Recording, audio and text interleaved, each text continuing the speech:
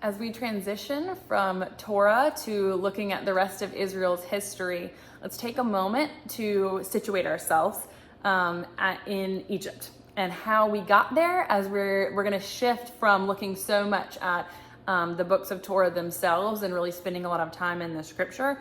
And we are going to continue looking at scripture, but look at the history of Israel as told through scripture and talk more about the context of the social structure, the political history, and just the historical narrative of the people of Israel to bring us all the way up in the next few weeks, all the way up to Jesus from the 12th century. So, to situate ourselves as we get ready to really start in Egypt, looking at Egypt and God the Redeemer, remember how we got here. So in Torah, we have the stories of the ancestors of Israel. We have the creation of humanity and the big picture in this very cosmic scope that narrows all the way down to Abraham and to the family of Abraham, which eventually becomes God's people of Israel. Remember that with the Joseph story, that the people of Israel have come to Egypt. They have settled in Egypt after Joseph has saved both the Egyptians and the Israelites. And so there's a really positive relationship between the Israelites and the Egyptians under the Pharaoh that Joseph rises to power under.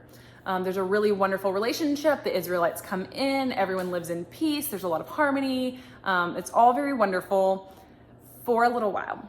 And then a new generation arises that doesn't know their history.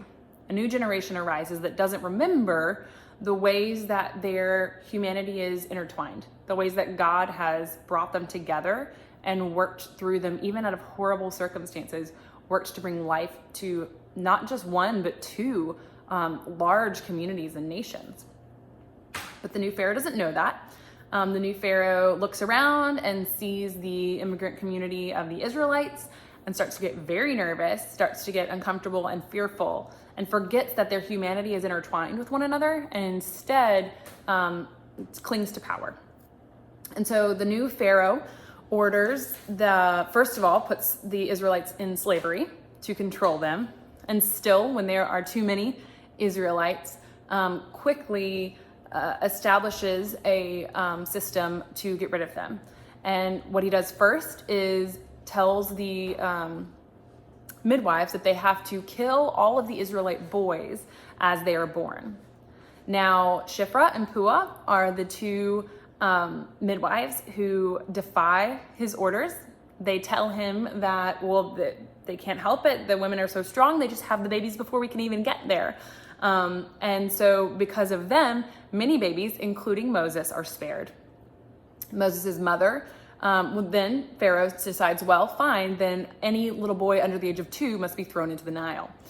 And so Moses' mother technically obliges. She builds a safe and waterproof vessel for her child, Moses, and places him in it in the Nile. His sister Miriam watches over him as he floats down the Nile and ultimately runs into Pharaoh's daughter, who's bathing in the Nile, who adopts him as her own.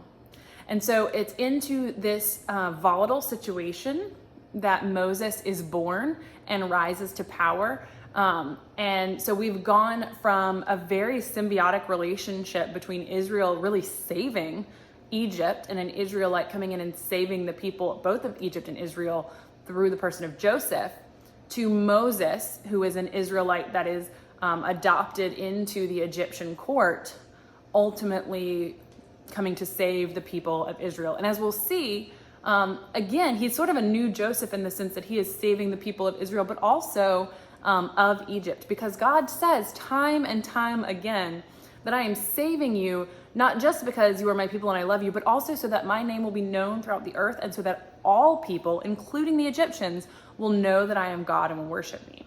Now, that's not necessarily what the Egyptians choose to do, but God is seeking to redeem and save not just Israel, but all the people of Israel. So that gives us a little bit of context on how we went from Joseph and everything being all hunky-dory at the end of Genesis to the Exodus story. So let's jump in to Moses' story and to the critical theme of Egypt and God the Redeemer.